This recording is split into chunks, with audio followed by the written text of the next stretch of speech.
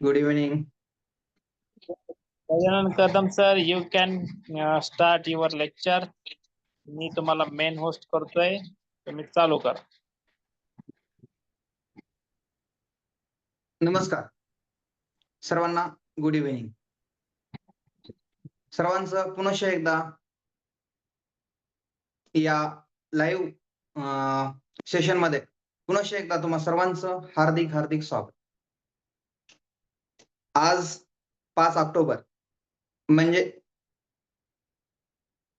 आज 5 ऑक्टोबर फक्त पुढचे 4 दिवस हे आपल्यासाठी अत्यंत महत्वाचे आहेत. कारण 10 नोव्हेंबरला आपली टीईटीची परीक्षा होणार आहे. तर सर्वांना हे 5 दिवस सतत अभ्यास करायचा आहे. आता आपला जो विषय आहे तो म्हणजे इतिहास, आणि इतिहासाबद्दल आपण गेली 15 लेक्चर्स हे आपण इतिहासाबद्दल 2 लेक्चर भूगोलचे होते आणि बाकी 13 लेक्चर हे इतिहासाचे होते. तर आज आपलं हे आय थिंक शेवटचं लेक्चर असेल इतिहासाचं. त्यानंतर बाकी सर्वांचे लेक्चर्स आहेत, एक्सपर्ट्स जे आहेत त्यांचे लेक्चर्स आहेत. आज आपलं हे शेवटचं लेक्चर असेल. या लेक्चरमध्ये आपण सर्व इतिहास हा पाहणार आहोतच. सुरुवातीला आपण काल 1980 पर्यंतचा इतिहास पाहिला.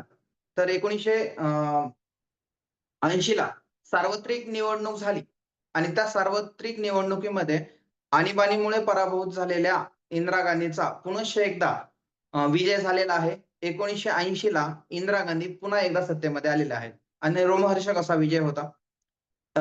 देशानं त्यांचा एक नारा होता, गरिबी हटाओ. या गरिबी हटाओ या नाऱ्यावर त्या 1980 ला निवडून आलेल्या होत्या. आणि जशा त्या पंतप्रधान झाल्या पुन्हा एकदा त्यांच्यासमोर एक खूप मोठी समस्या निर्माण झाली आणि त्या समस्येमुळेच त्यांचा बळी गेला असं म्हणण्यास वावगं ठरणार नाही. ते म्हणजे 1980 ला इंदिरा गांधी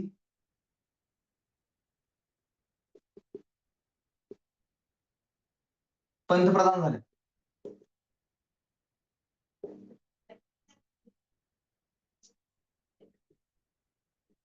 पण 1980 लाच एक मोठी समस्या ही पंजाबमध्ये उद्भवलेली होती.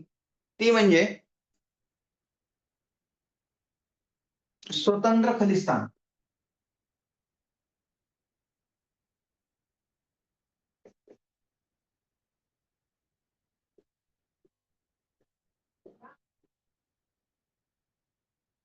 आणि हे स्वतंत्र खलिस्तान हे पंजाब राज्यामध्ये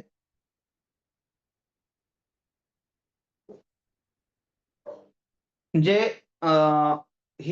शीख भारतीय आहेत त्यांनी स्वतंत्र असा देश आमच्यासाठी हवा आहे अशी म्हणून मागणी केली आणि स्वतंत्र खलिस्तान अशी त्यांनी स्वतःचा एक स्वतंत्र देश बनवायचा आणि त्याच्यामध्ये फक्त शीख राहतील अशा पद्धतीची त्याची एक धारणा होती. आणि हे आंदोलन खूप तीव्र प्रमाणात झालं. त्यावेळेस सत्तेमध्ये शिरोमणी अकाली दल नावाचा पक्ष तिथला होता जो की शीखच होता. परंतु हे जे आंदोलन आहे हे सुरुवातीला शांतताप्रिय होते, त्यानंतर उग्र स्वरूपाचं झालं आणि याला खतपाणी हे पाकिस्तानकडून देण्यात आलं. याच्यामुळं त्याला शस्त्रास्त्र सुद्धा पाकिस्तानकडून पुरवण्यात आलंय आणि याच्यामुळं खूप मोठ्या प्रमाणात पंजाब, हरियाणा, हिमाचल प्रदेश या 3 राज्यामध्ये असंतोष निर्माण झाला. आणि असंतोष निर्माण झाल्यानंतर हे जे एक प्रकारे भारतीय आंतरिक सुरक्षेला धोका निर्माण करणारे हे जे आतंकवादीच एक प्रकारे तयार झाले आणि या आतंकवाद्यांनी 1980 ते 1984 या काळामध्ये खूप मोठ्या प्रमाणात उग्र स्वरूपाचे आंदोलन केले.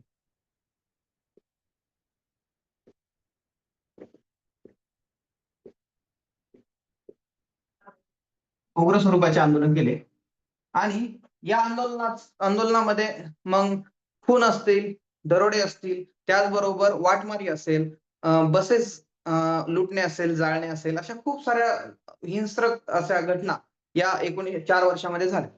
आणि याच्यामध्ये सर्वात प्रमुख माणूस जो होता, सर्वात त्याचं नेतृत्व जे हे खलिस्तानी करत होते त्याचं नाव होतं जर्नेल सिंग.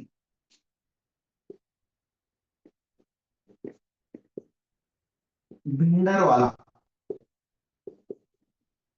हा एक शीख नेतृत्व करणारा एक आतंकवादीच होता एक प्रकारे. तर हा जर्नेल सिंग भिंडरवाला हे त्याचं नाव होतं. ॲक्चुअली त्याला जे प्रमोट करण्याचं काम आहे, हे प्रामुख्याने इंदिरा गांधी आणि काँग्रेसनंच केलेलं होतं. परंतु त्यांना ते टॅकल करता आलं नाही. जर्नेल सिंग प्रामुख्याने राजकारणात आणायचा किंवा हा पंजाबच्या राजकारणामध्ये आणण्याचं काम हे इंदिरा गांधी आणि इनडायरेक्टली काँग्रेसनंच केलेलं होतं. परंतु हा एका लेव्हल नंतर तो देशाच्या पंतप्रधानाच्या पण पुढे गेला. तो पंतप्रधानाचं पण ऐकणं नाही गेला. तर त्यावेळेस हा सरकारसाठी पण सरकारसाठी पण डोकेदुखी झालं आणि त्याचबरोबर अ, सरकारसाठी डोकेदुखी झाला आणि यांनी काय केलं तर लाला लाला जगत नारायण यांचा खून या खलिस्तानींनी केला आणि अकाली तख्त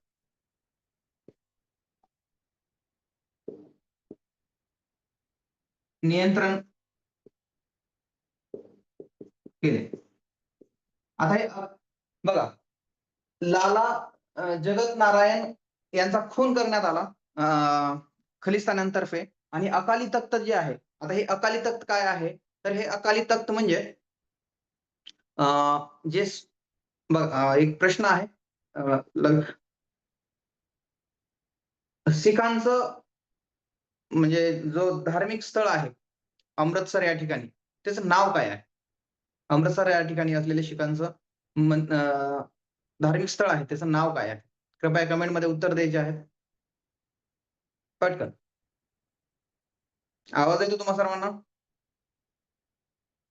बरोबर आहे कल्याणी मॅम?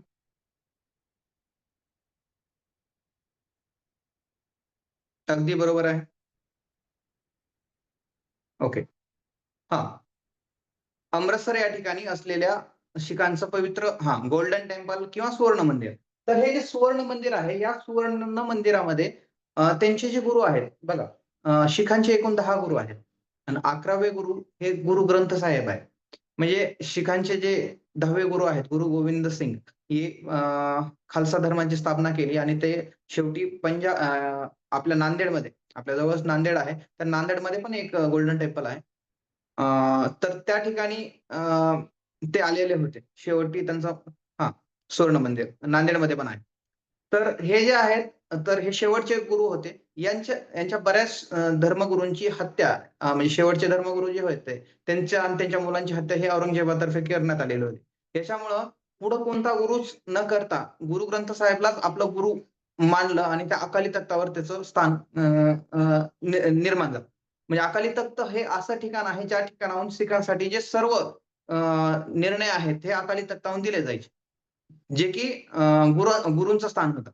परंतु हे जे अकाली तख्त आहे, हे या आतंकवाद्यांनी कब्जात घेतलं कारण ते शीखच होते आणि जर्नेल सिंग भिंडरवाला हा त्या अकाली तख्तावर जाऊन बसला. स्वतःला शिखांचा धर्मगुरू असं त्यानं घोषित केलं आणि स्वतः निर्णय देऊ लागला. आता हे काही शीख लोकांना आवडलं नाही, पण बऱ्याच अंशी जे कट्टर शीख होते किंवा जे त्यांच्याबरोबर उग्र आंदोलनामध्ये सहभागी होते, त्यांना ते आवडलं आणि त्यांनी त्यांचं नेतृत्व मान्य केलं. तर 400 बंदूकधारी यांनी सुवर्ण मंदिर कब्जात घेतलं आणि सुवर्ण मंदिरात जाऊन राहायला लागले आणि अकाली तख्तावर बसले ते. आता अकाली तख्त हे पवित्र तख्त होतं. परंतु तरीही त्यांनी त्याच्यावर कब्जा केला आणि तिथल्या कमिशनरचा त्यांनी त्या सुवर्ण मंदिराच्या पायऱ्यावर खून केला आणि 4 तास त्याची डेड बॉडी ही त्या सुवर्ण मंदिराच्या पायऱ्यावर पडलेली होती. कुणाची हिंमत झाली नाही ती बॉडी उचलायची. पंजाबच्या मुख्यमंत्र्यांनी स्वतः जर्नेल सिंग भिंडरवालाला फोन करून परवानगी मागितली, की 4 तास झालेले आहेत आणि आता आम्हाला ती डेड बॉडी उचलू द्या. इथपर्यंतची दहशत ही त्या भिंडरवाल्याची होती. आणि अ, आता हा सुवर्ण मंदिरातून हे आतंकवाद्यांना बाहेर काढायचं कसं? आता ही नॅशनल सिक्युरिटीचा इश्यू झाला. शेवटी हे असे जे प्रकरण असतात ते पी-एम-ओकडे जातात. हे पी-एम-ओ म्हणजे पंतप्रधान कार्यालय. तर त्यावेळेस इंदिरा गांधी पंतप्रधान होत्या. इंदिरा गांधींना आता निर्णय घ्यायचा होता, की काय करायचं? ह्या आतंकवादाबद्दल. मग त्यांना 2च पर्याय होते किंवा ऑलमोस्ट एकच, इकडं आड इकडं विहीर होती. त्यांना निर्णय घ्यायचाच होता आणि तो निर्णय त्यांच्या आयुष्यातला सगळ्यात अवघड निर्णय ठरला. तो म्हणजे सुवर्ण मंदिरामध्ये ऑपरेशन करणे, लष्कराचं ऑपरेशन करणे. त्या लष्कराचं ऑपरेशनचं नाव आहे ऑपरेशन ब्लू स्टार.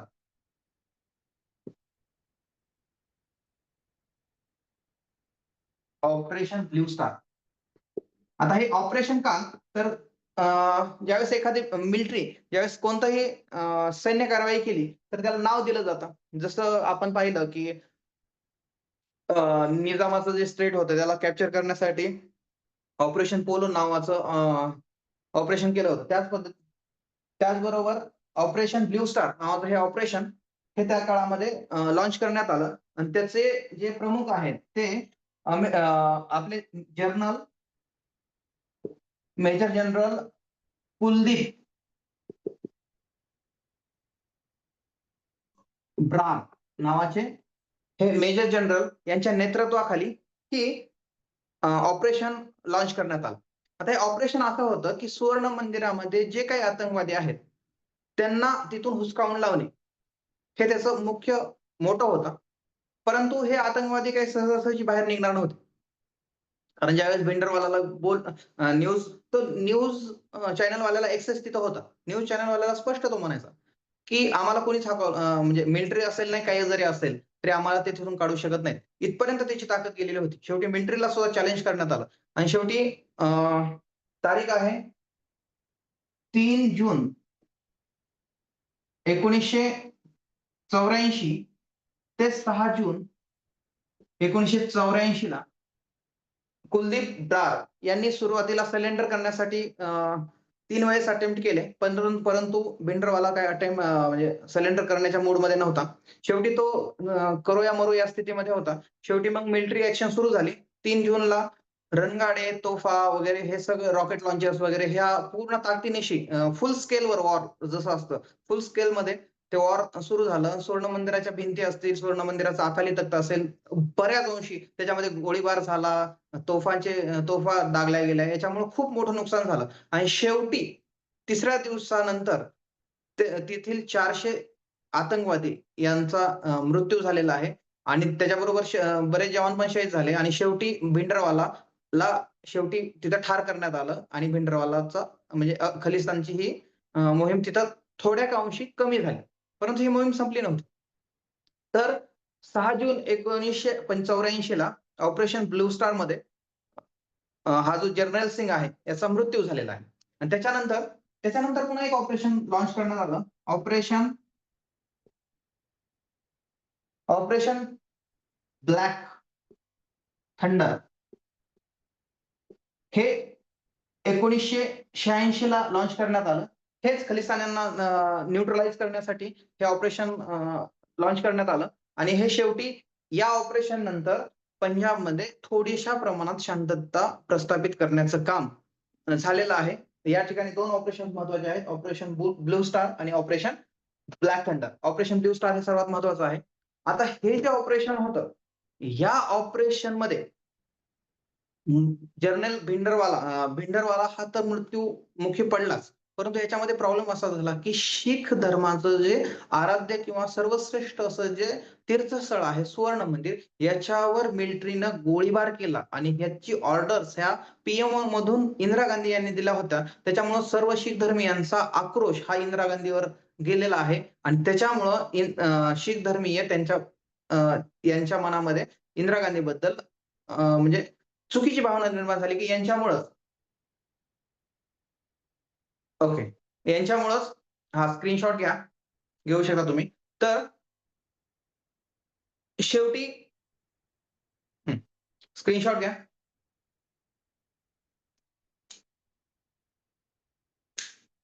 ओके.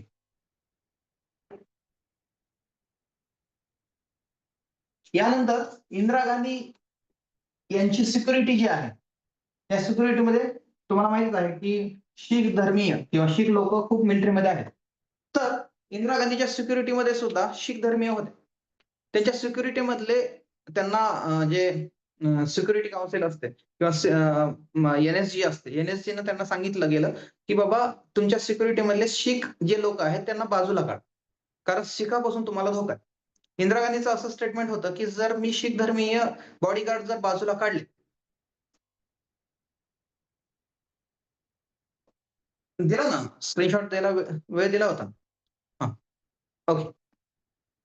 तर असं करता येणार नाही कारण त्याच्यामुळे त्यांच्या आणखी भावना दुखावतील. त्याच्यामुळे त्यांनी शीख धर्मीय हे आपल्या बॉडीगार्ड जे होते त्याच्यामधून ते काढले नाही. शेवटी तारीख आहे 31 ऑक्टोबर 1984 या दिवशी सकाळी 7 वाजता इंदिरा गांधी यांची हत्या करण्यात आली. त्या आकाशवाणीवर इंटरव्ह्यू देण्यासाठी त्या जात होत्या. सर्व मेकअप वगैरे करून त्या ज्यावेळेस लॉनमध्ये आल्या, त्यावेळेस त्यांच्या ड्युटीवर म्हणजे ॲक्चुअली जो पहिल्या सुरू गोळी झाडली, तो त्या दिवशी सुट्टीवर होता. परंतु तो सिव्हिलमध्ये आला होता आणि त्यानं इंदिरा गांधीला समोर येऊन त्याचं नाव होतं, त्या 2 हल्लेखोराचं नाव होतं. एक होतं बयंत सिंग व दुसरा होता सतवंत सिंग. तर त्यातला एक जो बॉडीगार्ड हा ऑन ड्युटी होता आणि एक सुट्टीवर होता. तो सुट्टीवर जो होता त्यानं समोर आला आणि आपली गन घेऊन डायरेक्टली इंदिरा गांधीच्या समोर उभारला आणि त्यानं 3 फायर केले. 3 फायर केल्यानंतर इंदिरा गांधीच्या सिक्युरिटीमध्ये असलेला जो दुसरा बॉडीगार्ड आहे, त्यानं स्वतःची स्टेन गन ही नवीन लॉन्च झाली होती स्टेन गन. AK-47च्या अगोदर हे स्टेन गन होत्या. तर त्या स्टेन गननं जवळ-जवळ 34 गोळ्या ह्या इंदिरा गांधी यांना मारलेल्या आहेत आणि इंदिरा गांधी तिथं बेशुद्ध झालेले आहेत. लगेच इंदिरा गांधी, सोनिया गांधी आणि त्यांचे मेनन वगैरे हे जे त्यांचे हे होते, PA होते. त्यांनी त्यांना एम्समध्ये दाखल करण्यात आलेलं होतं आणि एम्समध्ये गेल्यानंतर त्यांचा तिथं मृत्यू झालेला आहे. ही गोष्ट ज्यावेळेस वाऱ्यासारखी संपूर्ण भारतामध्ये पसरली, त्यावेळेस खूप मोठा जातीय दंगली निर्माण झाल्या. शीख धर्मीयांच्या विरोधात आणि जवळ-जवळ 3,000 पेक्षा जास्त शीख दिल्लीमध्ये हे याच्यामध्ये बळी गेलेले आहेत. आणि त्यानंतरचं एक स्टेटमेंट खूप वादग्रस्त झालं. ज्यावेळेस पुढं राजीव गांधी प्रेस कॉन्फरन्स करत होते, त्यावेळेस त्यांना विचारलं, की हे याच्यामध्ये खूप शीख धर्मीयांचं खूप मोठ्या प्रमाणात हत्या वगैरे केली जात आहे. तर राजीव गांधीचं एक स्टेटमेंट होतं, की "अगर बडा पेड़ गिरता है, तो कुछ तो तबाही आती ही आती है." अशा पद्धतीनं ते त्यांचं स्टेटमेंट होतं. त्याच्यामध्ये ते म्हणले होते, की ह्याला एका अर्थाने त्यांनी समर्थन केल्यासारखं ती गोष्ट होती. शीख धर्मीयांच्या विरोधात जे हल्ले झाले ते. तर या 2 बॉडीगार्डनं इंदिरा गांधी यांची हत्या केलेली होती. आणि त्यानंतर जशी इंदिरा गांधीची हत्या झाली, तर त्याच्यानंतर पुढचा पंतप्रधान कोण? या प्रश्नाचं उत्तर प्रणव मुखर्जी त्यावेळेस सल्लागारामध्ये होते आणि प्रणव मुखर्जींनी त्यावेळेस कोलकाता या ठिकाणी एअर इंडियाचे जे कमर्शियल पायलट आहेत, राजीव गांधी.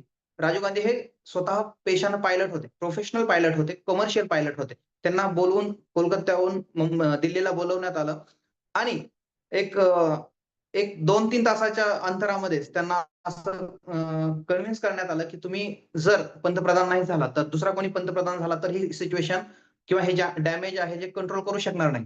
त्याला सोनिया गांधींनी खूप विरोध केला होता, की तुम्ही कोणत्याही परिस्थितीमध्ये राजकारणामध्ये येऊ नका, राजकारण हे वाईट आहे.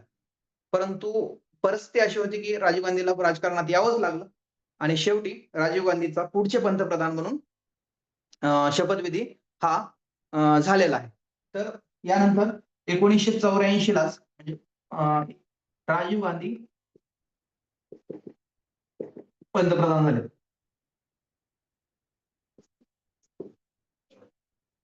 तर पण ही गोष्ट देशाच्या हिताची झाली. राजीव गांधी पंतप्रधान होणे. कारण एक सुशिक्षित आणि अ, हुशार असा पंतप्रधान हा देशासाठी मिळाला होता, जो की टेक्नॉलॉजीबद्दल खूप अग्रेसिव्ह होता.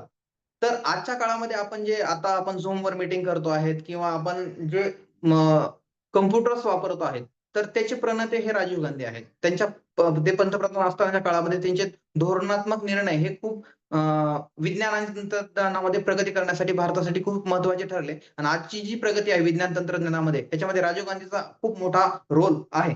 त्याचबरोबर राजीव गांधी हे खूप चांगले पंतप्रधान होते, मितभाषी होते आणि त्यांनी खूप चांगले निर्णय हे देशासाठी घेतलेले आहेत. शिक्षणामध्ये सुधारणा असतील, त्याचबरोबर राम मंदिर जे आहे, राम मंदिराला कुलूप लावण्यात आलेले होते. राम मंदिराच्या ज्या मूर्त्या आहेत, त्या मूर्त्यांची पूजा केली जात नव्हती. 1986 साली राजीव गांधी हे त्यावेळेस पंतप्रधान होते. त्यांनी त्याच्या अगोदरची एक गोष्ट सांगतो, की सायरा बानू नावाचं एक प्रकरण घडलं होतं. त्या सायरा बानू प्रकरणामध्ये सुप्रीम कोर्टाचं जजमेंट असं आलं होतं, की पोटगी देण्यासाठी सायरा बानूंना पोटगी देण्यासाठी सांगितलेली होती. आता सायरा बानूचे नवरा जो होता तो वकील होता. तर त्यानं रिट पिटिशन वगैरे दाखल केली, की मुस्लिम धर्मामध्ये पोटगी नावाचा प्रकारच नाही. तर तुम्ही आम्हाला इम्प्लिमेंट करू शकत नाहीत. कारण तुम्हाला सर्वांना माहिती आहे, की त्यांचे जे कायदे आहेत ते मुस्लिम पर्सनल लॉ नुसार त्यांचा निर्णय होतो. जसं आपण हिंदू कोड बिलानुसार आपले होतात हिंदूंचे, तसे मुस्लिमांचे मुस्लिम पर्सनल लॉ नुसार असं सेपरेटली त्यांचे कायदे आहेत. त्याच्यामध्ये पोटगी हा प्रकारच नाही. वन टाईम सेटलमेंट असा एक प्रकार होता. तर त्याला पोटगी देण्याचं काम सांगण्याचं सुप्रीम कोर्टानं सांगितलं. हा जो निर्णय आहे, या निर्णयाला विरोध करण्यासाठी राजीव गांधीनं सुप्रीम कोर्टाचे जे जजमेंट आहे त्याला कॅन्सल केलं आणि पुन्हा एक ठराव पास करून हे पुन्हा जसं ते असं ते हे करण्यात आलं. या गोष्टीला खूप मोठा विरोध झाला आणि हा विरोध शमवण्यासाठी राजीव गांधींनी पुन्हा राम मंदिराचे जे कवाड आहेत किंवा दरवाजा आहेत ते उघडण्याचं आणि कुलूप काढण्याचं काम हे 1986 ला केलं होतं. बरेच चांगले निर्णय घेतले, परंतु शेवटी आणखी एक राजीव गांधीचा एक मोठा चुकीचा निर्णय असं म्हणता येईल. कारण जसं इंदिरा गांधींसाठी इकडं आड आणि इकडं विहीर अशी जी सिच्युएशन होती, अ, तशी राजीव गांधीसाठी नव्हती. राजीव गांधीनं ऑप्शनली ऐच्छिक पद्धतीनं हा निर्णय घेतला होता. तो म्हणजे लिट्टे नावाची जी संघटना आहे, LTTE लिट्टे. त्याचा लॉंग फॉर्म मला कमेंटमध्ये सांगायचा आहे.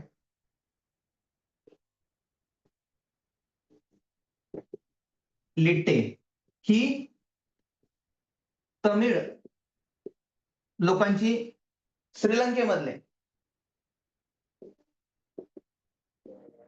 श्रीलंकेमधल्या तमिळ लोकांची एक आतंकवादी संघटना होती. ही पहिली संघटना आहे ज्यांच्याकडे स्वतःची मिलिटरी होती, एअरफोर्स होतं, नेव्ही होती आणि सुसाईड बॉम्बर हे पहिल्या सुरू जगामध्ये कोणी लॉन्च केले असेल, ह्या लिट्टे संघटनेने लॉन्च केले आहेत. याला LTTE असं म्हटलं जात होतं. लिबरेशन तमिळ टायगर्स अशी ही संघटना होती. ही ऍक्च्युली भारतामधील जे तमिळनाडू भागातले जे लोक आहेत, हे कारण तमिळनाडूहून श्रीलंका फक्त 19 ते 20 किलोमीटर आहे. तर ते जहाजानं जायचे तिकडं आणि तिथं शेतीसाठी मदत करण्याचं काम, मजुरांचं काम करत होते. पण त्यांची काही दिवसानंतर त्यांची संख्या खूप वाढली आणि शेवटी त्यांनी जाफना नावाचं शहर आहे किंवा तो भाग आहे, तो एरिया आहे, त्यालाच त्यांनी स्वतंत्र घोषित केलं आणि ते आमचं आहे असं वगैरे, वगैरे त्यांनी म्हटले आणि शेवटी तिथल्या सरकारलाच त्यांनी प्रति-आव्हान तयार केलं. त्यांचं सरकार बनवलं.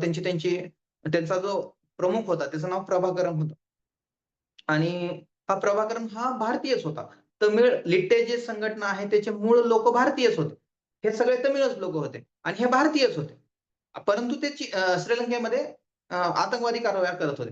तर श्रीलंका सरकारनं भारताकडे मदत मागितली. त्यावेळेस राजीव गांधी पंतप्रधान होते आणि राजीव गांधीनं सरळ हाताने त्यांना मदत केली आणि मदत करताना प्रभाकरनला दिल्लीमध्ये त्यांची मीटिंग झाली. त्या मीटिंगमध्ये त्यांचं ठरलं, की आम्ही तुम्हाला मदत करू वगैरे अशा पद्धतीनं. श्रीलंकेला पण मदत करून आणि शांत समझोता तुमच्यामध्ये करून आणू असं ठरवलं आणि राजीव गांधीनं शांती सेना त्याला म्हणतात Indian Indian peace keeping force नावानं शांती सेना ही भारतीय मिलिटरी ही श्रीलंकेमध्ये घुसवण्यात आली.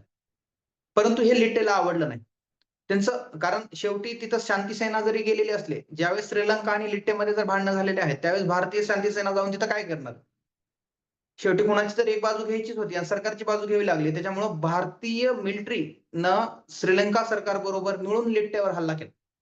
जरी शांत सेना असली तरी. याला खूप मोठ्या प्रमाणात विरोध हा लिट्टेनं केला आणि याचाच बदला घेण्यासाठी लिट्टेनं राजीव गांधी यांची हत्या घडवण्यात आली. तर आणि हे घडलं असं, की ज्यावेळेस राजीव गांधी 1994 ला पंतप्रधान झाले. त्यानंतर 1989 ला ज्यावेळेस सार्वत्रिक निवडणुका झाल्या,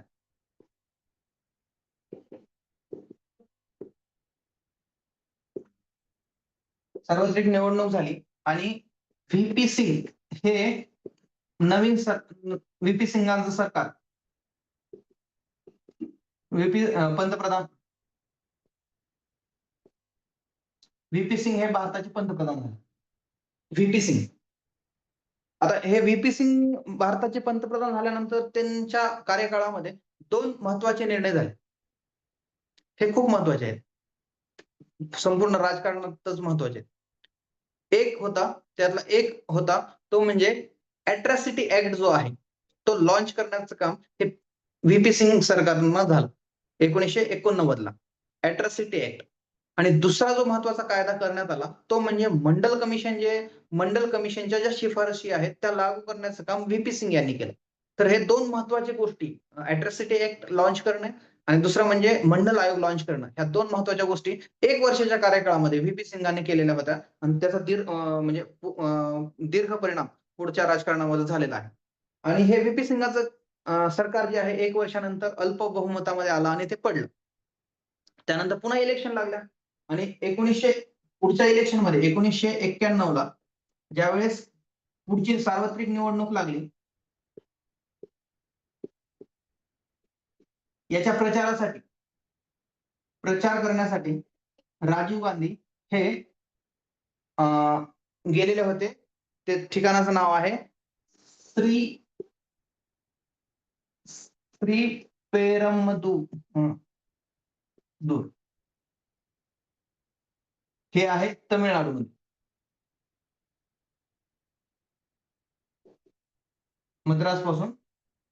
मद्रासच्या जवळ आहे. प्रचार करण्यासाठी ते गेलेले आहेत. तर सुरुवातीला त्यावेळेस लेफ्टनंट जी धमकी दिलेली होती, या धमकी दिल्यानंतर सरकारनं प्रिकॉशन म्हणून राजीव गांधीला सिक्युरिटी दिलेली होती. परंतु तेवढी सिक्युरिटी दिली नाही जेवढी द्यायला पाहिजे होती. कारण ते राजीव गांधी त्यावेळेस पंतप्रधान नव्हते. कारण पंतप्रधानांची सुरक्षा ही NSG-कडे असते. तर त्या पद्धतीने सुरक्षा देण्यात आली नाही. नॉर्मल सुरक्षा दिलेली होती Z+. मद्रासला त्यांची रॅली झाल्यानंतर मद्रासहून 3 तास बाय रोड ते व्हाईट अँबॅसिडर मध्ये प्रवास करून 3 तासाचा प्रवास करून ते श्रीपेरंबदूर या ठिकाणी आलेले आहेत. व्हाईट कलरची कार होती. त्या कारमधून त्या ज्यावेळेस उतरले रॅलीच्या ठिकाणी, त्या ठिकाणी 13 हल्लेखोर हे ऑलरेडी तिथं आत्मघातकी हल्लेखोर तिथं आलेले होते. त्याच्यामध्ये मधू नावाची एक महिला होती आणि शुभा नावाची एक महिला होती. ह्या 2 आत्मघातकी बॉम्बर्स होत्या. आत्मघातकी म्हणजे त्यांनी स्वतःच्या अंगावर बॉम्ब्स लावलेले होते. तर मधू नावाची जी महिला आहे, जी की ब्ल्यू कलरच्या कारमध्ये आलेली होती आणि तिनं सिक्युरिटीज मध्ये व्हीआयपी कक्ष कुठं आहे वगैरे हे ते तिथल्या सिक्युरिटीला विचारलेलं होतं. त्यांना थोडासा डाऊट आलेला होता. ज्यावेळेस राजीव गांधी म्हणजे कारमधून उतरले त्यावेळेस सर्व म्हणजे काँग्रेसचे म्हणजे कार्यकर्ते, शाळेतील मुली वगैरे ह्या सगळ्या त्यांना हार घालण्यासाठी गेले. आणि ही मधू जी आहे ती सुद्धा हार घालण्यासाठी त्यांच्या जवळ गेली. त्यावेळेस तिथल्या एका लेडीज कॉन्स्टेबलनं तिला थांबवलं, की तू जाऊ नकोस पुढं सिक्युरिटी रिजन्समुळं. पण राजीव गांधीने म्हणले नाही, येऊ द्या. कारण ते जरा थोडंसं फ्रेंडली ऍटमॉस्फिअर मध्ये होते. तर ते म्हणले येऊ द्या, काही प्रॉब्लेम नाही, जनताच आहे आणि जनतेसाठीच मी आलेलो आहे, तर त्यांना येऊ द्या. ज्यावेळेस ती पुढे आली, मधू नावाची जी पुढे आली, तिनं राजीव गांधी यांच्या पायाला स्पर्श केला आणि पोटाला हात लावून तिनं आपलं ट्रिगर दाबलं. त्याच वेळेस मोठा स्फोट झाला. रात्रीचे 10:10 हा स्फोट घडवण्यात आला आणि त्यावेळेस त्या स्फोटामध्ये एकूण 14 लोकांचा मृत्यू झालेला आहे, 43 लोक जखमी झालेले आहेत. या 14 लोकांमध्ये राजीव गांधी हे होते. कारण तिथं त्यांच्या जवळच आणि मधू पण त्या ठिकाणी त्या बॉम्बस्फोटामध्येच आत्मघातकी बॉम्बस्फोटामध्येच मेलेली आहे. आणि तिथल्या एका पत्रकाराच्या कॅमेरामध्ये हे रेकॉर्ड झालेलं आहे आणि तो कॅमेरामॅन सुद्धा त्या ठिकाणी मेलेला आहे. राजीव गांधीचा त्यावेळेस स्फोट झाला त्यावेळेस राजीव गांधी सुद्धा सापडले नाही. राजीव गांधीच्या पायामध्ये एक स्पोर्ट शूज होता. त्यांना स्पोर्ट शूज घालायची सवय होती. तर त्या स्पोर्ट शूज वरून ओळखण्यात आलं की त्यांची डेड बॉडी कोणती आहे. इतके त्यांच्या शरीराचे छिन्न विछिन्न अशी अवस्था झालेली होती. आणि इतक्या पद्धतीनं ते पहिल्या सुरू भारताच्या राजकारणामध्ये पहिल्या सुरू हे आत्मघातकी स्फोट होता, ज्याच्यामध्ये स्वतः पंतप्रधानांचा मृत्यू झालेला आहे. तारीख होती 21 मे 1991, राजीव गांधीची यांची हत्या.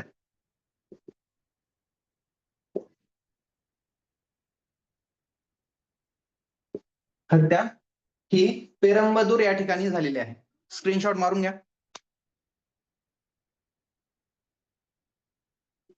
याचबरोबर 1991 मध्ये आणखी एक घटना झाली, ती म्हणजे सोव्हिएत युनियन किंवा सोव्हिएत रशिया याचं विघटन होऊन 15 तुकडे कझाकिस्तान, अझरबैजान वगैरे हे जे देश आहेत, युक्रेन, हे सगळे देश आहेत हे सोव्हिएत युनियनचेच होते आणि त्याचे 15 तुकडे पुन्हा झालेले आहेत आणि रशिया त्या ठिकाणी थोडेस कमकुवत झाली आणि सोव्हिएत युनियनचं विघटन हेच कोल्ड वॉरचा हा शेवट होता. चला स्क्रीनशॉट मारून घ्या, आपल्याला पुढे जायचं आहे.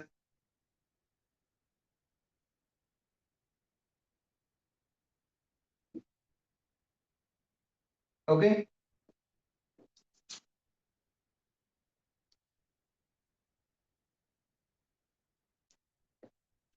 आता फास्ट मध्ये आपण पुढं 1991 6 डिसेंबर 1992 किंवा त्या अगोदर एक राहिलं 1991 खाऊजा धोरण हे भारतानं स्वीकारलं. त्यावेळेस पी व्ही नरसिंहराव हे भारताचे पंतप्रधान होते 1991 ला. राजीव गांधीचा मृत्यू झाल्यानंतर पुढच्या म्हणजे इलेक्शन मध्ये पी व्ही नरसिंहरावांचं सरकार झालं आणि त्या काळामध्ये जगामध्ये जागतिकीकरणाचे वारे फिरू लागले आणि विश्व खाऊजा धोरण आलं. खाऊजाचा लॉंग फॉर्म मला कमेंट मध्ये उत्तर द्या बरं पटकन. खाऊजा म्हणजे काय?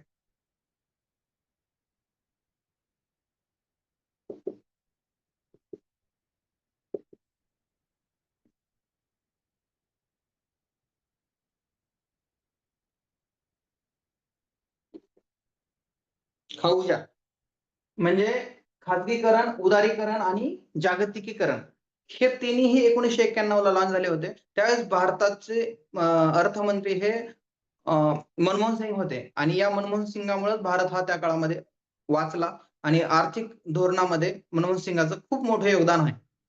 मनमोहन सिंग हे पुढे पंतप्रधान झाले, परंतु ते जास्तीत जास्त योगदान हे अर्थमंत्री असताना खूप मोठं होतं. या खाऊजा धोरणाचं त्यांनी लॉन्च केलं आणि त्याचं व्यवस्थित मॉनिटरिंग हे मनमोहन सिंग यांनी केलेलं आहे. असो, 6 डिसेंबर 1992 ला बाबरी मस्जिद पाडण्यात आलेली आहे.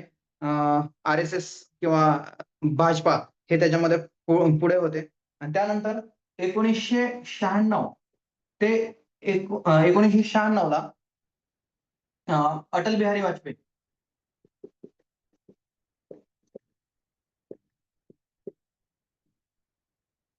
हे पंतप्रधान झाले.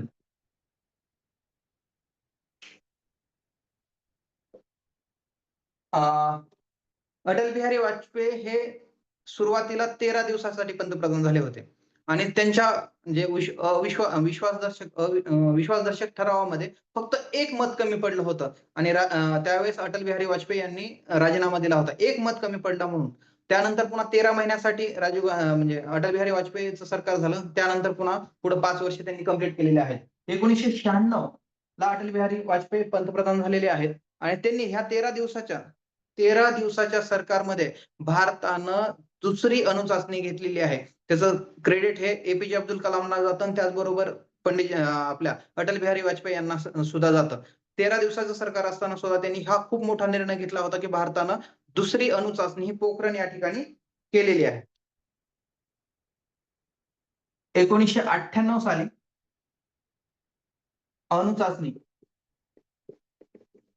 अणुचाचणी 2 पोखरण या ठिकाणी राजस्थान या ठिकाणी घेण्यात आली आणि याच्यामध्ये 3 बॉम्ब युरेनियम आणि प्लुटोनियम असे हे 3 बॉम्ब म्हणजे युरेनियमचा 1 आणि प्लुटोनियमचे 2 असे 3 बॉम्बची टेस्टिंग या ठिकाणी झालेली होती. आणि याच्यामध्ये 1998 लाच भारत हा अणुसंपन्न राष्ट्र झाला होता आणि भारतानं त्यावेळेस अणुबॉम्ब तयार केले होते. अणुसंपन्न राष्ट्र झाला आणि यानंतर म्हणजे जगामध्ये तो अणुसंपन्न राष्ट्र म्हणून घोषित झाला.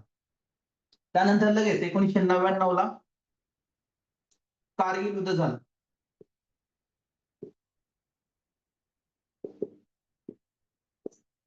कारगिल युद्ध 1999 ला झालं. याच्यामध्ये 527 जवान हे शहीद झाले आणि त्याच्यामध्ये आपले जे परमवीर चक्र आहेत याच्यामध्ये कॅप्टन विक्रम बत्रा आणि रायफलमॅन संजीव कुमार असे 4 जे परमवीर चक्र आहेत या युद्धामध्ये मिळालेले होते. कॅप्टन विक्रम बत्रा यांचं तर नाव खूप आदरानं घेतलं जातं. टोलोलिंग जिंकण्यामध्ये त्यांचा खूप मोठा सहभाग होता. हे खूप कारगिल युद्ध हे खूप मोठ्या प्रमाणात झालेलं होतं, ज्यामध्ये की भारतानं विजय मिळवलेला आहे. अशा पद्धतीने आपण 1999 पर्यंतचा हा इतिहास पाहिला. यानंतर पुढच्या 24 वर्षांमध्ये बरंच काही घडलं, परंतु आपला आता तेवढा वेळ नाहीये. आपल्याला हे शेवटचंच लेक्चर आहे. आता याच्यामध्ये जस्ट मी पुढच्या 20 मिनिटांमध्ये तुम्हाला शैक्षणिक धोरणं जे आहेत, शैक्षणिक धोरणं याच्याबद्दल माहिती सांगणार आहे. त्याचा स्क्रीनशॉट घ्या. आपण हे इरेज करणार आहे. पटकन पुढच्या 20 मिनिटांमध्ये आपल्याला हे क्लोज करायचं. ओके? ओके. तर मला कमेंटमध्ये उत्तर द्या.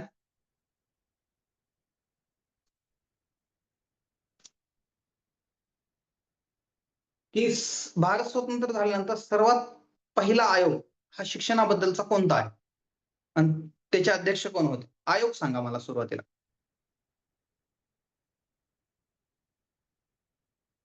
कमेंटमध्ये उत्तर पाहिजे.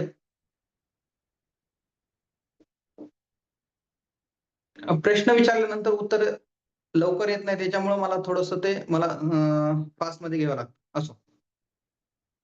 तर भारताची जनगणना इसवी सन 1991 ला झाली.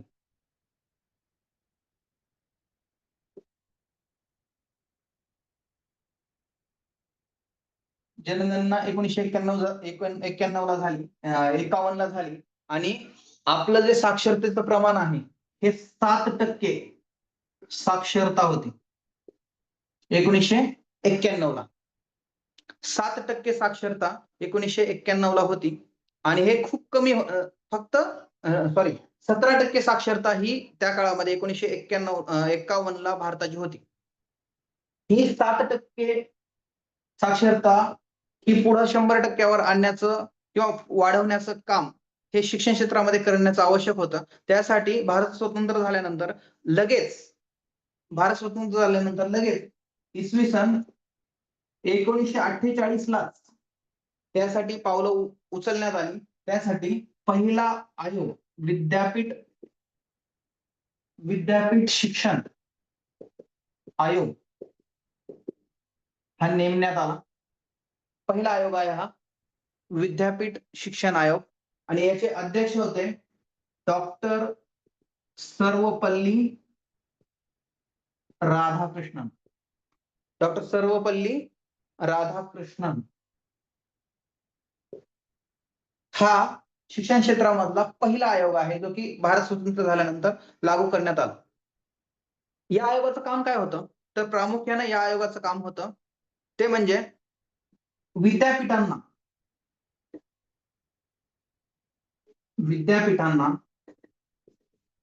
अनुदान देणे,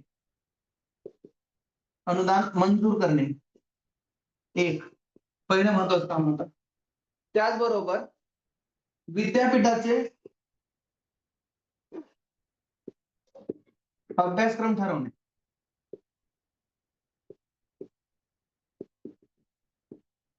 त्याचबरोबर शिक्षणातून राष्ट्रीय गरजा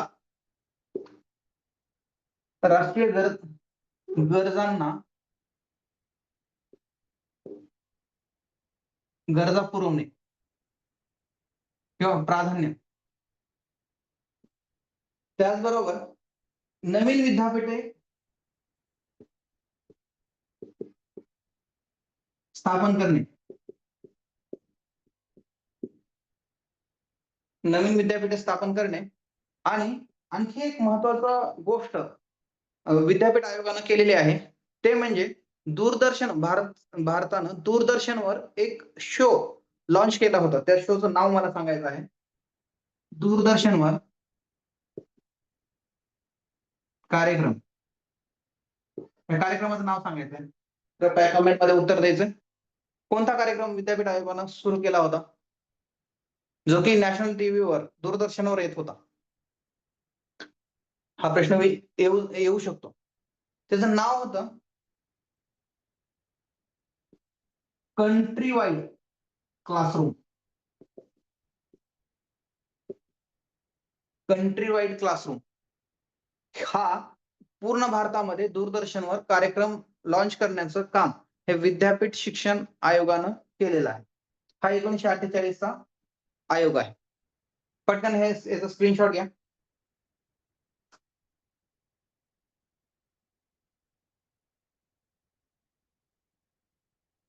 हे महत्वाचे कार्य हे विद्यापीठ. Okay, done. तर त्यानंतरच्या पुढच्या आयोगाचं नाव सांगायचं आहे कमेंट मध्ये पटकन. विद्यापीठ आयोग झाला. विद्यापीठ आयोगानंतर दुसरा आयोग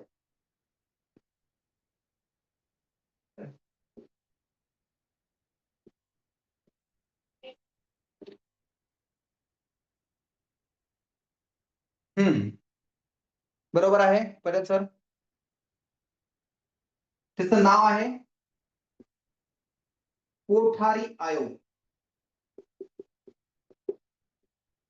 कोठारी आयोग इसवी सन 1964 साली हा आयोग लॉन्च करण्यात आला होता.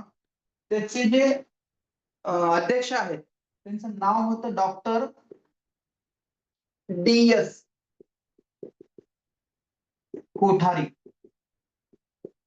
डॉक्टर DS कोठारी हे त्यांचं नाव होतं. त्यांचं त्या अध्यक्षाचं नाव होतं हे कोठारी. त्यांचं अध्यक्षाचं नाव होतं त्याच्यामुळे याला कोठारी आयोग असं म्हटलं जात होतं. परंतु या आयोगामध्ये आणखी एक महत्वाचं व्यक्तीचं नाव आहे ते म्हणजे JP नाईक. हे JP नाईक यांनी सुद्धा महत्वपूर्ण योगदान या कोठारी कमिशन मध्ये कोठारी आयोगामध्ये दिलेलं आहे. आता ह्या आयोगानं काय काम केलं तर सर्वप्रथम त्यांनी आकृतिबंध निश्चित केला. कोणता?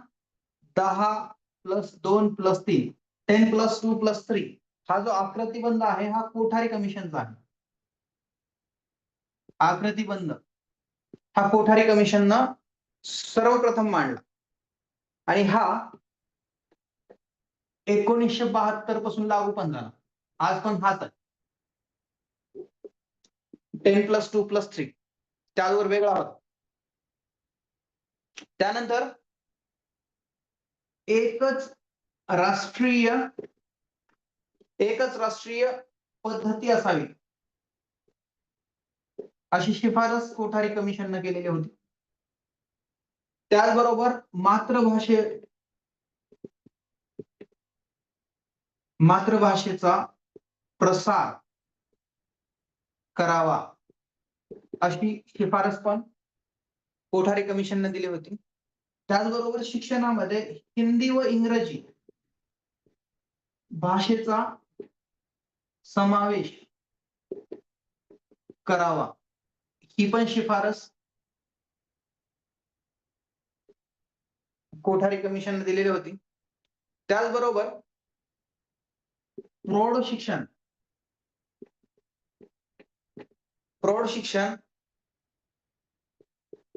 पत्राद्वारे शिक्षण हे सर्वप्रथम ज्या शिफारशी आहेत त्या कोठारी कमिशनने केल्या जातात. प्रौढ शिक्षणाचे वर्ग प्रत्येक गावामध्ये चालल्यासारखे चालले होते. प्रौढ शिक्षण आणि पत्राद्वारे शिक्षण हे शिक्षणाची सुरुवात ही कोठारी कमिशनची शिफारशीवरून झाली होती. त्याचबरोबर मुक्त विद्यापीठे याची शिफारस ही कोठारी कमिशननं केलेली होती आणि अनुसूचित अनुसूचित जमाती व आदिवासी जमाती यांना मुख्य प्रवाहात आणणे, त्यांना प्राधान्य देणे याची शिफारस ही कोठारी कमिशननं केलेली आहे. अशा पद्धतीचं हे कोठारी कमिशनचं मोलाचं असं कार्य हे त्याचबरोबर काही शिफारशी ह्या कोठारी कमिशननं केलेल्या होत्या. त्याचा स्क्रीनशॉट मारून घ्या.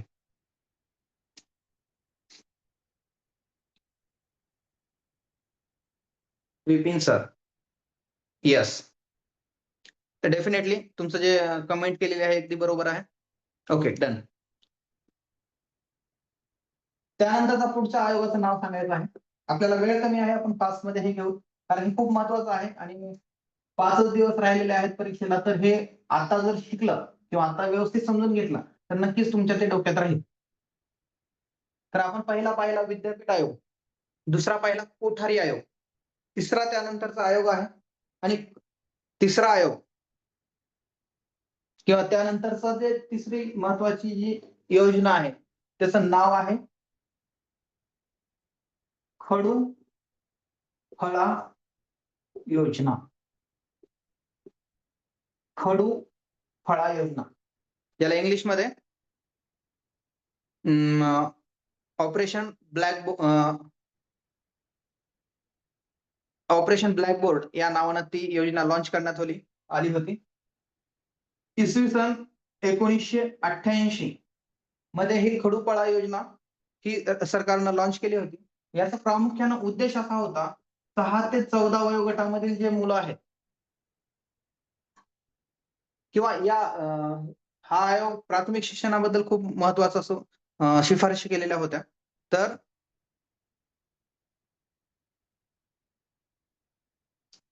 6 ते 14 वयोगटातील मुलांच्या शिक्षणावर वयोगटातील मुलांच्या शिक्षणावर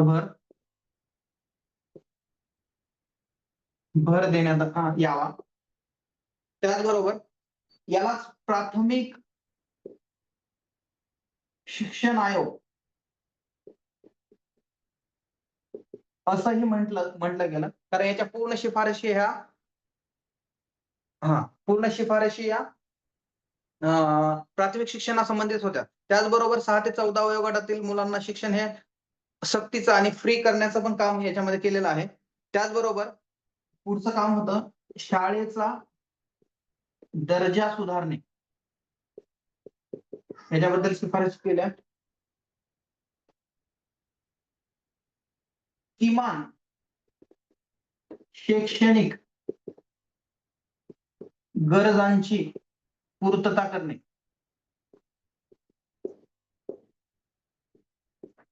हे या योजनेचं उद्दिष्ट होतं.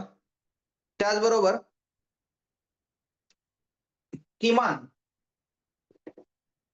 2 वर्गखोल्या ह्या असल्याच पाहिजेत अशी त्यांची सक्ती होती, शिफारस केलेली होती. किमान 2 वर्गखोल्या, त्याचबरोबर 2 शिक्षकापैकी 1 शिक्षिका, 1 शिक्षक ही स्त्री असावी अशी त्यांनी शिफारस केलेली आहे. त्याचबरोबर शाळेमध्ये फळा, नकाशा, प्रयोगशाळा, ग्रंथालय, क्रीडा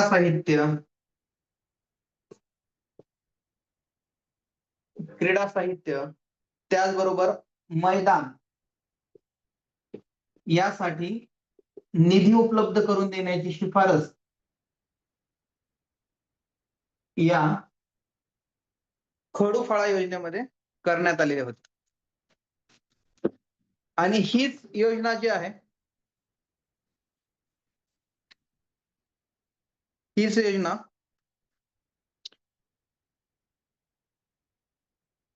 आनंददायी शिक्षण, ओके, हा, हीच योजना पुढं इसवी सन 1974 मध्ये, नाही 1994 मध्ये ही याचा विस्तार करण्यात आला. याच योजनेचा विस्तार 1994 ला करण्यात आला.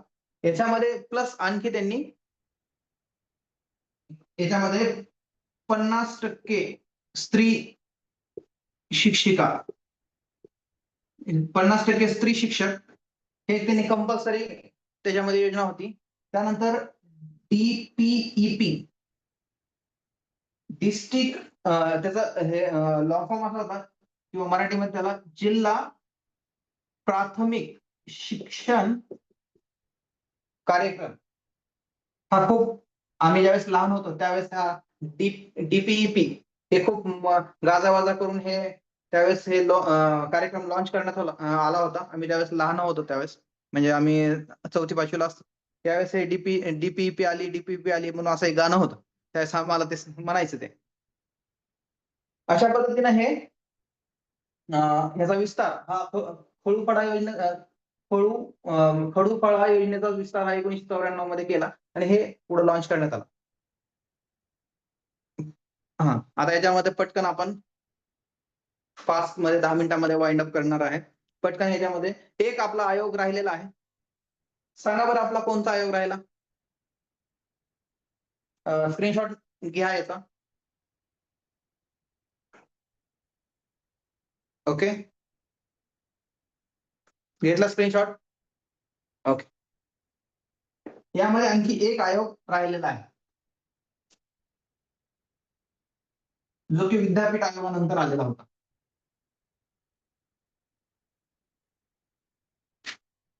पटकन कोणता आयोग राहिला? तो म्हणजे मुदलियार आयोग. बरोबर आहे. मुदलियार आयोग हा 1952 ते 1953 या काळामध्ये हा आयोग लॉन्च करण्यात आलेला होता. आणि या आयोगाचे अध्यक्ष हे स्वतः मुदलियार होते. आणि हा आयोग, बरोबर आहे, या आयोगाच्या शिफारशीमध्ये सगळ्यात जास्त यांनी माध्यमिक शिक्षणाबद्दल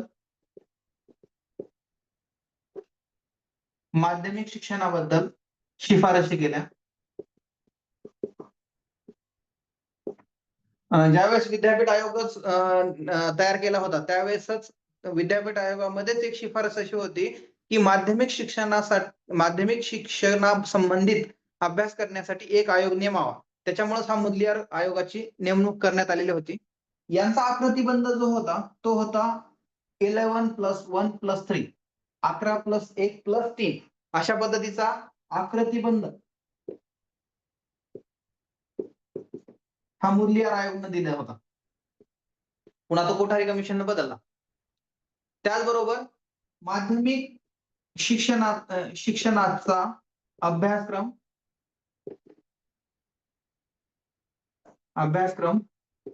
माध्यम, त्याचबरोबर स्वरूप, अध्यापन पद्धती याबद्दल शिफारशी या मुदलियार आयोगामध्ये करण्यात आलेल्या होत्या. अशा पद्धती एवढ्याच फक्त थोड्याशा शिफारशी आहेत. आता ह्याच्यामध्ये थोडस हे फक्त आपल्याला इसवी सन आणि त्यांनी तो कशाबद्दलचा होता एवढं जरी लक्षात ठेवलं तरी बस. आणि आकृतिबंध एक महत्वाचा. चल स्क्रीनशॉट मारून घ्यायचा. आता फास्ट मध्ये आपल्याला एक 3-4 मुद्दे घ्यायचे आहेत आणि आपल्याला हे क्लोज करायचं. ओके, चल.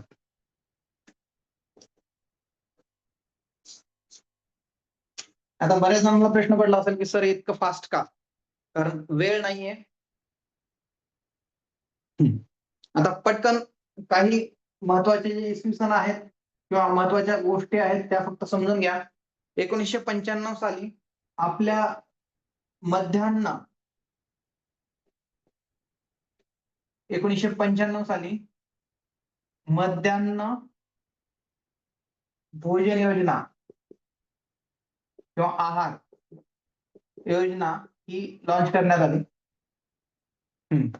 मिड डे मील ज्याला म्हणतात, मिड डे मील, बरोबर आहे. 1995 साली मध्यान्ह भोजन योजना ही लॉन्च करण्यात आलेली होती.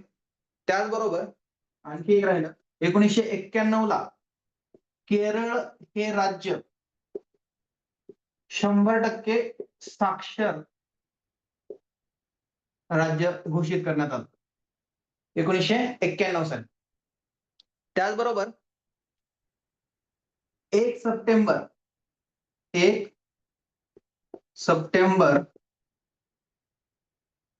1961 साली NCERT स्थापना. आता NCERTचा लॉंग फॉर्म तुम्हाला माहिती आहे, national council for education research and training, आणि हे दिल्ली या ठिकाणी आहे. त्याचे पुन्हा 4 क्षेत्रीय कार्यालय होते, त्याच्यामध्ये भोपाळ एक होतं, आणि महाराष्ट्रामध्ये जे खूप मोठ्या प्रमाणात जे डीएडचे कॉलेज निर्माण झाले ते ह्यांचीच कृपा होती. या NCERTचं जे भोपाळ क्षेत्रीय कार्यालय होतं त्याचीच कृपा होती. असो, त्यानंतर महाराष्ट्रामध्ये 1984 साली SCERT ची स्थापना झाली महाराष्ट्रामध्ये. आता NCERT तर नॅशनल होतं, SCERTचं फक्त state council of education and research training हे झालं. आणि हे कुठं झालं माहिती तुम्हाला? कमेंट मध्ये सांगा बरं. SCERTचं मुख्यालय कुठं आहे महाराष्ट्राचं? हा, बरोबर आहे. कुठं आहे? रुपाली मॅम बरोबर आहे. विपिन सर अगदी बरोबर. गायत्री मॅम बरोबर आहे. छान, सगळे पास. पुणे या ठिकाणी आहे NCERTचं कार्यालय. ते कधी झालं? 1984 ला. त्याला एक दुसरं एक नाव आहे माहिती का तुम्हाला? त्या NCERTला दुसरं एक नाव आहे, महाराष्ट्रामधल्या NCERTला दुसरं नाव आहे. कोणतं नाव आहे सांगा बरं? थोडा अवघड प्रश्न आहे पण सांगा.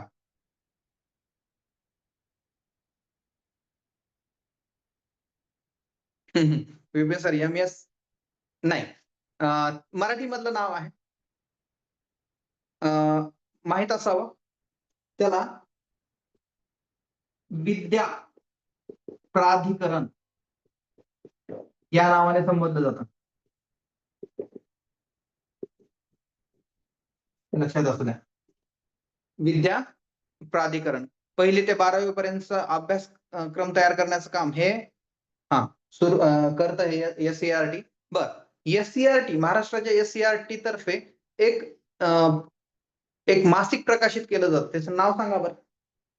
कोणतं मासिक प्रकाशित केलं जातं SCERT द्वारे? माहिती? ओके.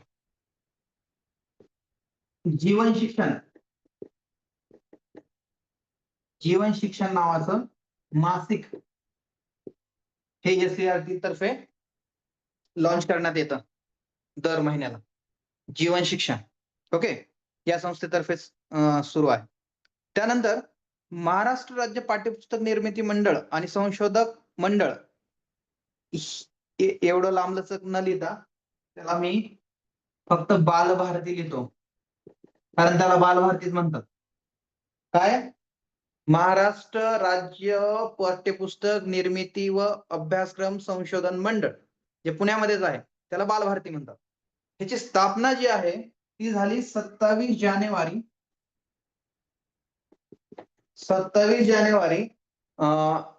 1967 ला. ही बालभारतीची स्थापना पुणे या ठिकाणी झालेली आहे. आणि पाठ्यपुस्तक तयार करणे हे त्याचं महत्वाचं काम आहे.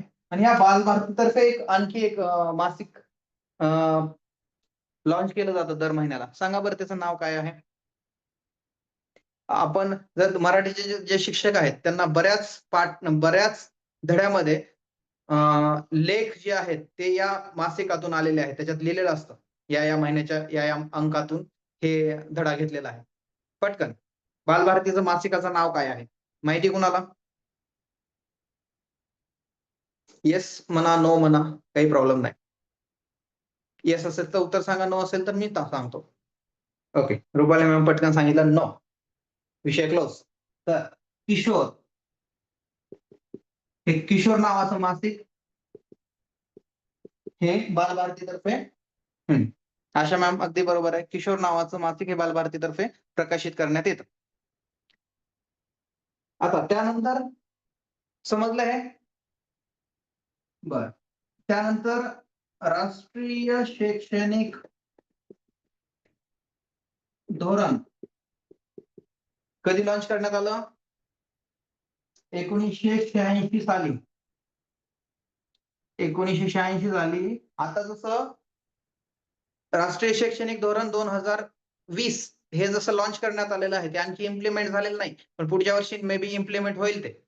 तर तसंच 1986 साली राष्ट्रीय शैक्षणिक धोरण निश्चित करण्यात आलं आणि ते 1986 ला लागू करण्यात आलं. आणखी एक महत्वाचं 1975 ला उपग्रहाचा शिक्षणात वापर करण्यात आला किंवा सुरू करण्यात आला. तर मला तुमच्याकडून प्रश्न असा आहे की त्या उपग्रहाचं नाव काय? जो उपग्रह शिक्षणासाठी वापरण्यात आला त्याचं नाव काय? कमेंट मध्ये उत्तर द्या.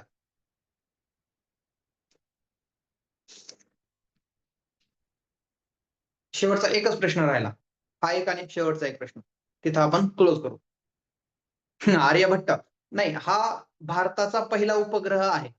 मी ते नाही विचारलं. मी विचारलं एज्युकेशन संबंधित, शिक्षणासंबंधित, शिक्षणासाठी वापरलेला उपग्रह कोणता? ऍपल? नाही. रोहिणी आपलंच नाव. Very good.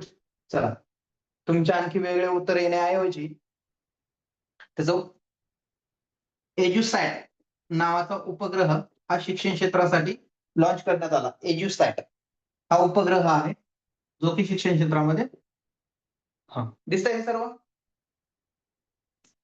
आता शेवटचा प्रश्न. ओके. इंदिरा गांधी राष्ट्रीय मुक्त विद्यापीठाची स्थापना कधी झाली? इसवी सन किंवा तारीख. हे स्क्रीनशॉट मारून घ्या.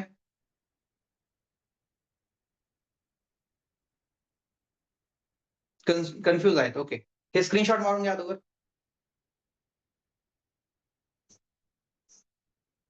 70. थोडेसे पुढे जा. तन्वी मॅम, हे स्क्रीनशॉट मारला? ओके. कल्याणी मॅम, तुमचं बरोबर आहे.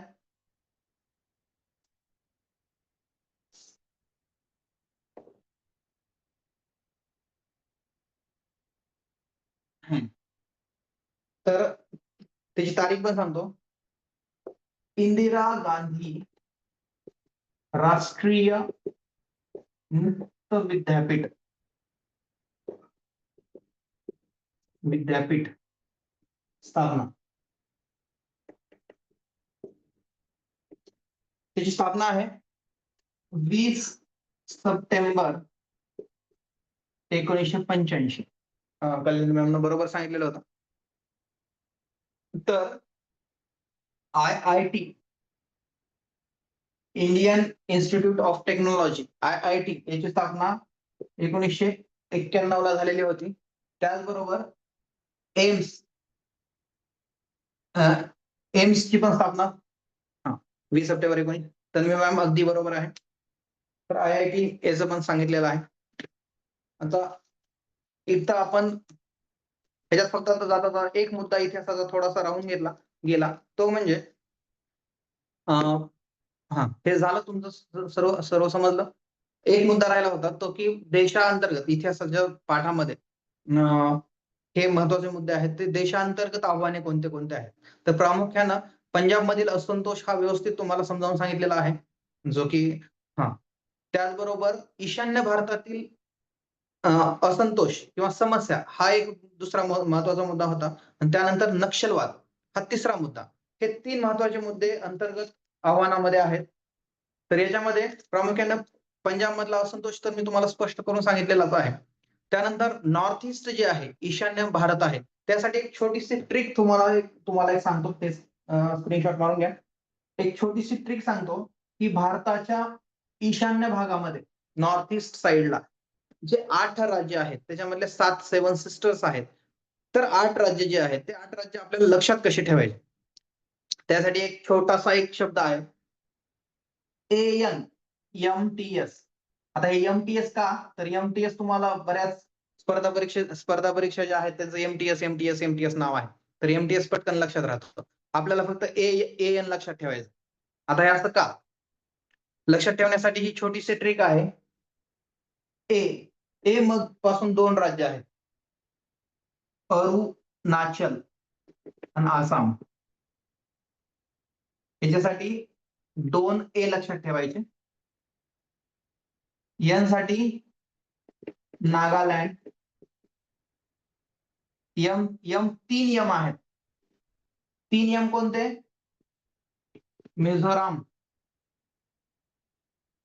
मिझोराम, मणिपूर आणि मेघालय. टी म्हणजे त्रिपुरा आणि एस म्हणजे सिक्कीम. ओके. तर अशा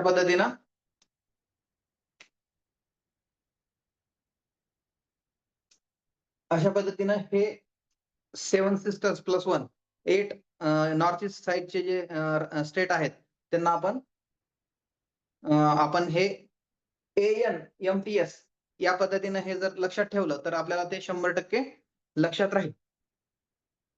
आता एक शेवटचा मुद्दा, नक्षलवादी चळवळ. तर हे तुम्हाला हे स्क्रीनशॉट मारून घ्या किंवा लक्षात ठेवा. तर नक्षलवादी चळवळ ही कुठून सुरुवात झाली याच्यासाठी थोडंसं सांगतो. तर पश्चिम बंगालमध्ये दार्जिलिंग नावाचं शहर आहे. तुम्हाला पहिल्या लेक्चरमध्ये मी चिकन नेक सांगितलेले होते बघा. चिकन नेक 29 किलोमीटरचा जो स्पॅन आहे, जो की भारताला नॉर्थ ईस्ट साइडला वेगळं करण्यासाठी काम करतो. 29 किलोमीटर फक्त आहे. त्याच्यामध्ये 2 पूल आहेत. 2 पूल उडवले तर नॉर्थ ईस्ट आणि मेनलँड याचा संपर्क तुटू शकतो. तर ही जी चिकन नेक आहे त्या ठिकाणी दार्जिलिंग नावाचं एक शहर आहे. थंड हवेचं ठिकाण आहे ते दार्जिलिंग. या दार्जिलिंग ठिकाणी जे अल्पभूधारक शेतकरी होते आणि शेतमजूर होते, हे संघटित होऊन त्यांनी नक्षलवादी तर 1967 ला ही चळवळ सुरू झालेली होती. पश्चिम बंगालमधल्या दार्जिलिंग या ठिकाणी, दार्जिलिंग जिल्ह्यामधील हे अल्पभूधारक आणि शेतमजूर यांनी संघटित होऊन हे चळवळ उभा केली होती, की त्यावेळेस त्यांनी शेती जमिनीच्या बाजूनं लाल बावटा किंवा लाल झेंडे लावून तो भाग कब्जा करण्याचा प्रयत्न केला आणि त्यानंतर जमीनदार वर्गाविरोधात त्यांनी बरेचसे आंदोलन तयार केले आणि यानंतर ही जी आणि त्यालाच नक्षलवादी चळवळ सुरुवातीला म्हटलं गेलं, पण त्याचं पुढं मोठ्या प्रमाणात रूपांतर झालं. सुरुवातीला पश्चिम बंगालमध्ये असलेल्या छोट्या प्रमाणातली ही नक्षलवादी चळवळ पुन्हा छत्तीसगड असेल, त्याच्यामध्ये सुकमा वगैरे हे सगळे जिल्हे आहेत. महाराष्ट्रामध्ये गडचिरोली, चंद्रपूर, गोंदिया हा भाग असेल, तेलंगणा असेल, आंध्र प्रदेश असेल, ह्या सगळ्या भागामध्ये मध्य प्रदेशचा काही भाग आहे. बालाघाटचं जे डोंगर रंग आहे याच्यामध्ये तो भाग आहे. त्याच्यामध्ये नक्षली पुन्हा हे झालं. तर हे अंतर्गत धोरणामध्ये आहे. इथं मला जेवढं तुमच्या टीईटीच्या विद्यार्थ्यांना जेवढं सांगायचं होतं तेवढं सांगण्याचा मी प्रामाणिकपणे प्रयत्न केलेला आहे. आज हे आय थिंक शेवटचं लेक्चर आहे. यानंतर पुन्हा माझं लेक्चर होणार नाही. पुढे बाकी सगळ्यांचे लेक्चर्स आहेत. तर जाता जाता शेवटी तुम्हा सर्वांना पुनश्च एकदा टीईटी बद्दलच्या हार्दिक शुभेच्छा. तुम्ही टीईटी पास 100% होणार. प्रामाणिकपणे प्रयत्न करा. चांगला 4 दिवसामध्ये अभ्यास करा आणि टीईटी पास व्हा. शेवटच्या 5 मिनिटांमध्ये तुम्हाला ज्या कमेंट करायच्या आहेत पटकन कमेंट करा. कसं वाटलं, काय वाटलं याच्याबद्दल तुम्ही कमेंट करू शकता. It is last lecture. Okay. Disha ma'am thank you. Pranati ma'am thank you. Kalyani ma'am thank you. खूप चांगले रिप्लाय दिले तुम्ही. सचिन सर तुम्ही पण खूप छान रिप्लाय दिले. Patel ma'am thank you. Archana ma'am thank you. Sanjivani ma'am, तुमचे पण रिप्लाय खूप छान होते, पटपट होते, फास्ट मध्ये होते आणि ॲक्युरेट होते. सर्जेराव सरांचा पण आवर्जून उल्लेख करावा लागतो. त्यांनी पण खूप छान पद्धतीनं. योगिता मॅम तुमचं पण, गायत्री मॅम तुम्ही पण खूप छान रिप्लाय दिले. उत्तर ऑलमोस्ट बरोबर होते सगळे. चल ओके, या ठिकाणी आपल्याला मीटिंग एंड करायची आहे. मराठीची ओके. मी रामशी बोलून डिस्कस करतोय. ओके. तर पुनश्च एकदा सर्वांना गुड नाईट. जमलं तर पुन्हा भेटू. फक्त सर्वांनी टीईटी पास व्हा एवढी माझी इच्छा. ओके. Good night. इथं आपण मीटिंग एंड करू. मीटिंग